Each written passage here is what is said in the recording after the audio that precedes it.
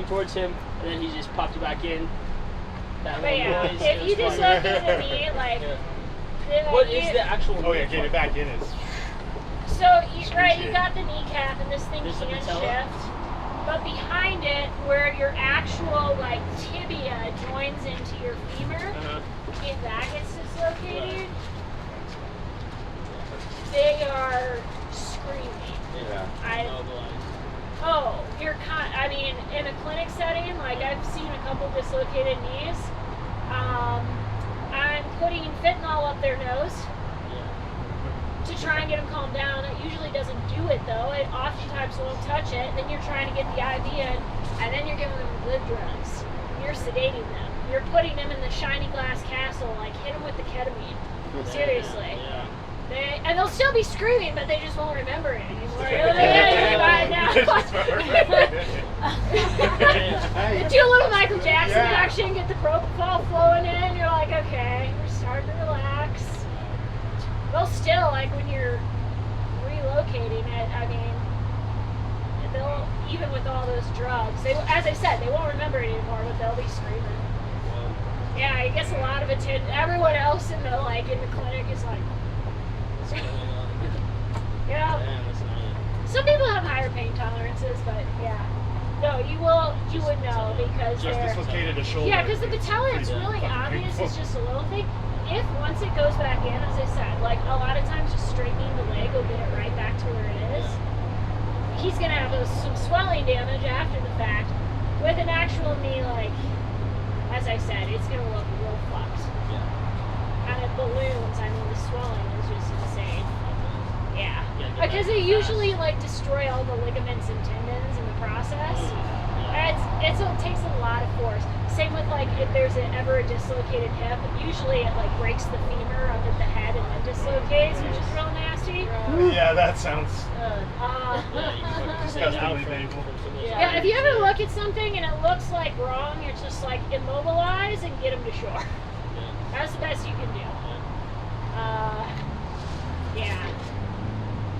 This is the nice thing about working in ski clinics. You get to see all the ortho trauma, bones sticking out, the whole 9 yards. It's a good time. I think it's fun. It's not for everyone. Okay. Where was I going with that? So you have to try and bring down your energy. If that means like Oliver's trick, like, okay, let's everybody take a deep breath. It's reminding you. Because sometimes if you like jump into trying doing like things before thinking it through, I've seen people make it worse. I've seen people hurt themselves like really trying to like get their boat off without thinking about it first. Especially, okay, sometimes men are worse. I hate to say that because you're like, I'm just gonna go to this thing. That being said, every once in a while you get to do boat cross, especially low water creeking. Sometimes the best way, like I have literally had to front load my boat before, get under the boat, put it on my shoulder, and then fucking deadlift it up and over. If it works, it works, right? If it works, it works. You know. Maybe look for an easier way first. Yeah, the thing is like, yeah, it's just, and people want to help you. Oh, should I get out of the boat? No, you do not get out of the boat. No. And you need to be like you start to have to get like very specific about like telling people where to go because they just don't know. Like your boat can be next to an area where it's like really safe to step out of the boat like onto shallow like ankle deep water with no current. In one part, the back of the boat's getting like fucking chunderfucked, and it's like up to here. And that's where like, they want to step off. Yeah, they will. No, seriously. I've had people like literally, I don't know, they just like get into this space. When I was talking about having to help that Aspen trip, we had to set up a line and get them out. We did it downstream because it was safer. One girl didn't like the look of how it was, and so she just literally jumped off the boat in the worst possible spot. And then she got sucked under the boat, and I was like,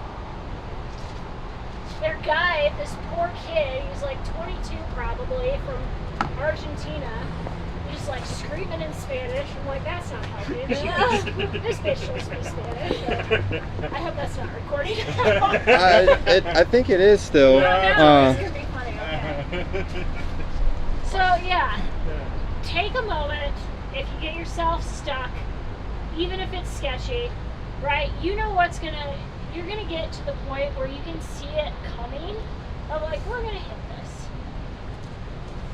Sometimes you're just like, oh, I did the wrong thing. I didn't square it up. Now we're hitting this sideways. Like, call things early. Try and give them as much direction. Be specific. And hopefully they'll do what you say. Sometimes they won't, and that's just the... Yeah. But... I feel like every time we got stuck on a rock today, and I'm always just like, huh. Alright. Yeah. How? Where? Okie doke. Who wants to do the... Yeah. Horrible scenario that I kind of think about is how many times have you personally seen a boat without the guy can't get back to the boat, not get fucking on the boat with customers that have no idea what the fuck's going on? You know, I have not seen that scenario. I have heard of it happening. And basically, honestly, and I will say this, in any emergency situation where shit's going south, ooh. Yeah, you I couldn't do almost that went again in over. 100 tries. Just broke off the lid. Yeah, no. I'm saying you couldn't do But that it's again in almost like 100 knocked tries. it over. At the point where there is like a shit is going south, like people, there's only so much you can do. You do need to